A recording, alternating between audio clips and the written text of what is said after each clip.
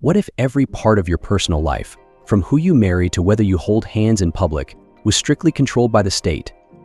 Have you heard of Kim Jong-un's infamous pleasure squads where people are chosen to entertain the elite? Where that couples caught holding hands risk public humiliation, while others are forced into arranged marriages as gifts to military officers? These are glimpses into a world where intimacy is a means of power, not love. Ready to uncover the secrets of the most controlled private lives on Earth? Stay tuned, what comes next will leave you questioning everything you thought you knew. Number 1. Kim family's pleasure squads. The Pleasure Squad, or Kipumjo, is a secretive group said to have been created under Kim Il-sung in the late 1970s. Their purpose reportedly includes entertaining North Korea's elite and foreign dignitaries with roles such as singing, dancing, massages, and other forms of companionship. Recruitment allegedly focuses on women selected for specific traits, with their families rewarded through financial compensation and social status. Members are said to receive extensive training but usually retire by their early 20s. Many reportedly go on to marry military officers or government officials or take roles within the regime. After Kim Jong-il's death in 2011, the group was rumored to have been disbanded, though reports in 2015 suggest Kim Jong-un may have revived it. Because North Korea is so secretive, much of what is known about the Kipumjo comes from defectors' testimonies, making it hard to verify. Still, these stories raise important questions about secrecy, control, and power in one of the most closed-off societies in the world. Though this is one of North Korea's most shocking examples of systemic control, it is not the only one. The regime's grip extends to all aspects of its citizens' lives, including strict rules on what they can watch or read. But what happens if someone is caught with illegal materials?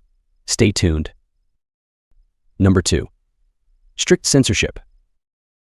Did you know that owning, creating, or sharing banned adult content is not just illegal in North Korea but considered a severe crime? Those caught face punishments ranging from short-term labor to lengthy stays in re-education camps, often lasting between 5 and 10 years. In the most serious cases, such as distributing foreign media, the consequences can even lead to the harshest penalties. For instance, in 2021, when a schoolboy was caught watching restricted material at home, the authorities punished his entire family by relocating them to a remote area. Even the school's principal faced repercussions, reportedly being sent to a labor camp. In 2019, high school students in Haisan were publicly disciplined after being caught accessing forbidden content. The incident served as a clear warning of how determined the regime is to eliminate any foreign influence. While such actions are intended to preserve ideological purity, they have drawn widespread international criticism. However, the government's control over intimacy and morality does not stop here. Behind the locked gates of North Korea's security camps, even darker realities await. Number 3. Indecent behavior in security camps. Reports from human rights organizations and defectors reveal widespread abuse in North Korean detention camps, with women being frequent targets. Accounts highlight a pattern of violations within these facilities, exposing a grim reality of unchecked power. In 2014, a survey by the Korea Institute for National Unification found that over 37% of 1,125 former detainees reported such acts as common, while nearly 16% called them very common. The main offenders were identified as police officers, prison guards, and secret police. In the same year, the United Nations classified these abuses as crimes against humanity. Yet, despite global condemnation, no one has been held accountable. Groups like Human Rights Watch continue to document these violations, raising crucial questions: how do such atrocities persist, and what can the world do to demand justice and hold Pyongyang responsible? Before moving on to the next topic, I have a quick favor to ask. If you've been enjoying this content, take just 10 seconds to hit the notification bell and subscribe. It's a small action that means the world to us and helps support this channel. If you do that, I promise we'll keep working hard to bring you even better content. Deal? Number 4. Gift for elite officials. In a regime where control is absolute, even marriage becomes a tool for maintaining power. Women from families deemed loyal to the state are sometimes selected as wives or companions for high-ranking military officers or party elites.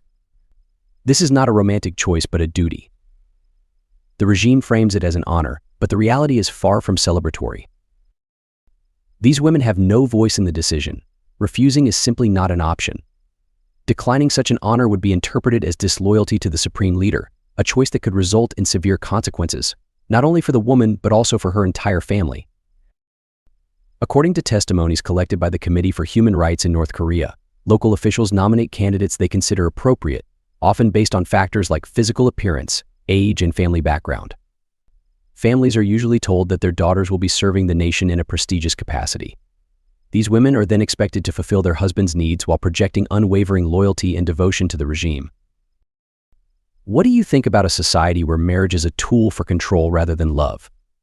Does this practice reflect more about the desire for control or the lack of value placed on personal freedom? Share your thoughts in the comments below. Number 5. Arranged marriages, forced divorces. In North Korea, marriage is shaped by a blend of traditional customs and the socialist policies enforced by the state. Arranged marriages are common, yet the government claims that all unions must be based on mutual consent, presenting this as a rejection of outdated feudal traditions. Officially, forced marriages are banned. However, banned in theory does not always translate to reality. Many individuals face significant pressure to marry within state-approved guidelines, leaving little room for personal choice or freedom in matters of the heart. Divorce, on the other hand, presents an even more complex issue. While it is technically legal, divorce is strongly discouraged by the regime. Authorities argue that it undermines social stability and contradicts the values of socialism. In practice, divorcing can have harsh consequences. For example, in December of 2024, 12 couples in Yangon province who finalized their divorces were reportedly sent to military labor camps as punishment. Economic hardships are one of the main reasons for the rising divorce rates, as financial struggles are widespread in North Korea. To curb this trend, the regime has introduced measures such as restricting the number of divorce cases courts can process each year. But what happens when even the most private aspects of love and marriage are overshadowed by strict cultural norms and government control? How can relationships thrive under such conditions, with little room for personal connection or emotional expression? Number 6. No public displays of affection. In North Korea, public displays of affection are virtually unheard of, as cultural norms and government policies emphasize modesty and social order. Couples rarely show physical affection in public, reflecting traditional values strictly reinforced by the regime. Dating is considered a private matter, and relationships are often kept secret to avoid social judgment. Physical intimacy before marriage is extremely rare, and even holding hands in public is seen as daring. Limited access to sex education has also led to widespread misconceptions. Some teenagers reportedly believe that simply holding hands could result in pregnancy. In North Korean society, collective conformity is prioritized over individual expression, leaving little room for personal freedom. Interestingly, in 2012, Kim Jong-un introduced his wife, Ri Sol-ju, to the public, a significant departure from his father's practices. Despite this, the strict societal norms regarding affection remain unchanged for the country's citizens. But what happens when a regime that enforces rigid moral codes also fails to address an underground industry fueled by poverty and corruption? This stark contradiction exposes the complexities within North Korea's tightly controlled society. Number 7. Black market work. North Korea officially denies the existence of an underground service industry, yet reports tell a different story. Since the late 1990s, a hidden trade has continued to thrive, driven by economic struggles and corruption. The arduous March famine of the mid-1990s devastated the country, plunging countless families into poverty. When the public distribution system collapsed, some people turned to the underground service industry as a desperate means of survival. Even today, this illegal industry operates through hidden networks. Despite government efforts to eradicate it, crackdowns have intensified in recent years, with harsh penalties for those involved. In 2019, authorities held public denunciation rallies to shame individuals arrested for participating in this trade. Corruption within the system plays a major role in the industry's survival. Pimps and brothels reportedly bribe law enforcement officials to avoid punishment, undermining government attempts to shut down the trade. Number 8. No LGBTQ acceptance. In North Korea, the government denies the existence of LGBTQ+ individuals, insisting that such identities simply do not exist within its borders. While homosexuality is not explicitly outlawed, the lack of legal protections leaves LGBTQ+ individuals vulnerable to discrimination and social isolation. The regime's denial extends to all aspects of life, including public discourse, education, and media, keeping most North Koreans unaware of LGBTQ+ identities. In 2014, the state-run Korean Central News Agency used homophobic slurs in response to a United Nations report on human rights, demonstrating the regime's hostility. With no recognition or legal support, LGBTQ+ organizations do not exist, and traditional family structures, combined with strict government oversight, force individuals to conceal their identities. Defectors have shared that being openly gay is virtually unheard of. One defector even said that homosexuality was never mentioned during his time in North Korea. How can a society address human rights concerns if it denies the existence of certain identities? Share your thoughts in the comments below. Number 9. Double standards. In North Korea, the gap between men's and women's private lives is stark. Men face fewer restrictions on premarital or extramarital relationships, while women are expected to uphold strict chastity before marriage and absolute fidelity afterward. If women violate these expectations, they face severe stigma or punishment, while men often escape similar consequences. Defectors and human rights groups report that harassment against women, especially in workplaces or during interrogations, is disturbingly widespread. Traditional Confucian values, which place men in positions of authority and women in submissive roles, still dominate North Korean society. Men are seen as providers and decision-makers, while women are confined to modest and virtuous lives. Although the Constitution claims to guarantee gender equality, corruption and bias in the judiciary often allow male offenders to avoid punishment. At the same time, women face public shaming for both consensual and non-consensual relationships outside of marriage. Many women remain unaware of their legal rights due to state-imposed restrictions on education and information, perpetuating a cycle of inequality. But what happens when these societal double standards clash with the government's strict grip on morality? The results can be both shocking and far-reaching, with even those in the highest ranks of power not exempt from the consequences. Number 10. Consequences of extramarital affairs. In North Korea, the government maintains strict control over its citizens' personal lives, enforcing rigid social norms to uphold what it calls socialist morality. But what happens when someone crosses the line? Although adultery is not explicitly illegal, it can lead to harsh consequences, including time in labor camps or public criticism sessions. These punishments are designed to discipline offenders and serve as warnings to others. One notable example occurred in December of the year 2013, when Jang Song-taek, the uncle of Kim Jong-un, faced public condemnation and disciplinary action. Among the charges against him were accusations of illicit relationships with women, highlighting the regime's uncompromising stance on behavior deemed immoral or politically subversive.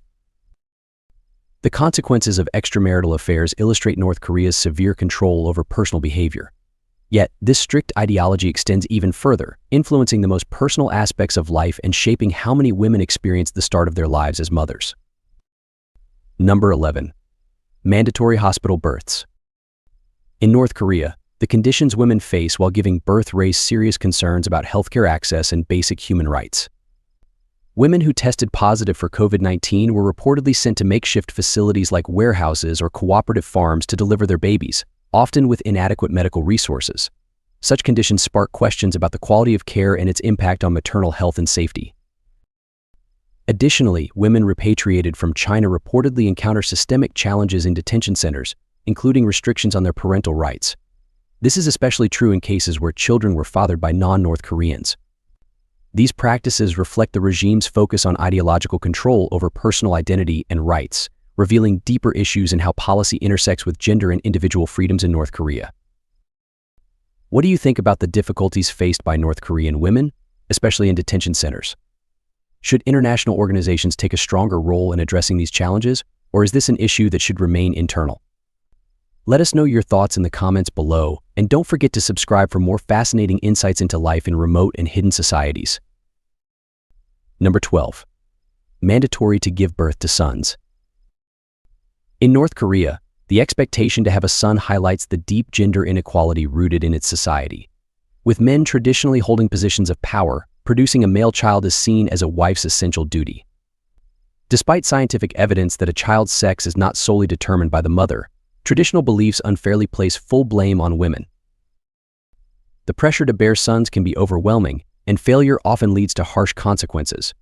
For families without a male heir, it is considered the end of the family line. Women in these situations frequently face mistreatment, including the threat of divorce.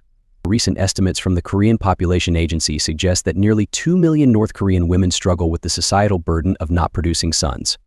Alarmingly, divorce is legally permitted on this basis, often leaving women with little or no property after separation. This lack of support creates harsh realities for many women. Studies show that North Korean women are more likely than men to attempt escape, driven by a desire to break free from these oppressive societal expectations. But how does a society that pressures women to have sons reconcile this with strict restrictions on family planning access? This contradiction exposes a deeper tension between government control and personal resistance in North Korea. Number 13. There are very few methods to avoid having a baby. The issue of family planning in North Korea reveals a fascinating clash between government policies and the will of the people. Did you know that in the 1970s and 80s, the government actively promoted modern precautions?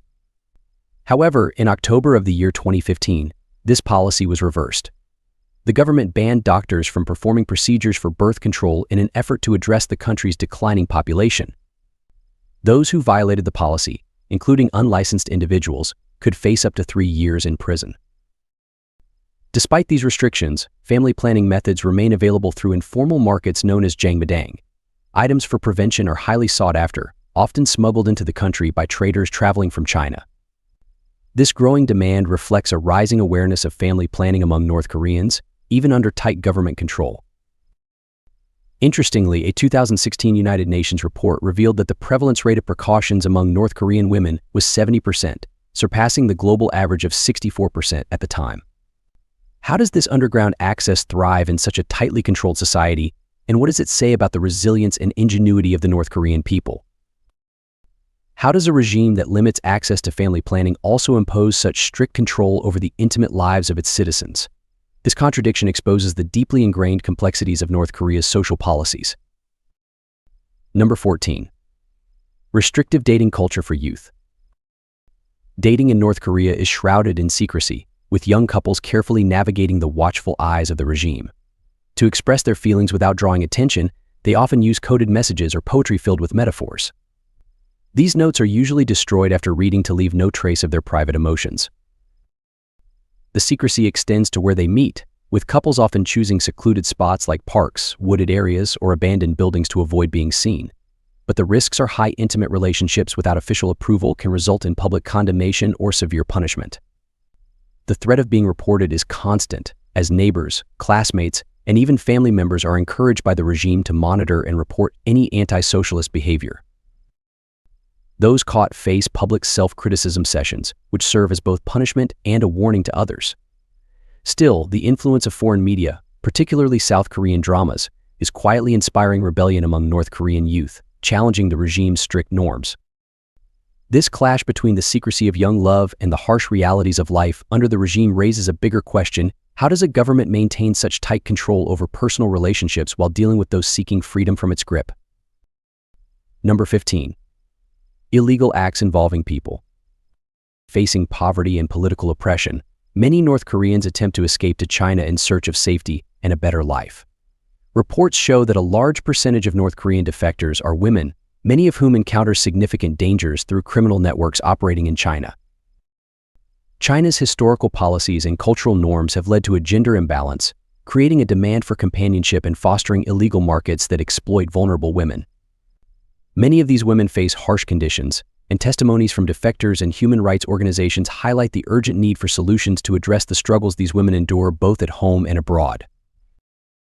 The 2021 United States State Department report emphasized the importance of international collaboration to combat illegal acts involving people from North Korea. By raising global awareness, the international community can help address this pressing issue and protect the rights of vulnerable populations. If you enjoyed today's video, please hit the like button and don't forget to subscribe to the channel. Your support means a lot to us. Click on the video that appears on your screen right now. I'm sure you'll love this content. Comment below about the next country you want to see featured on our channel. Thank you so much for watching and see you in the next video. Thanks for joining us. Leave a comment, give it a like, and don't forget to subscribe for more interesting videos. See you in the next video.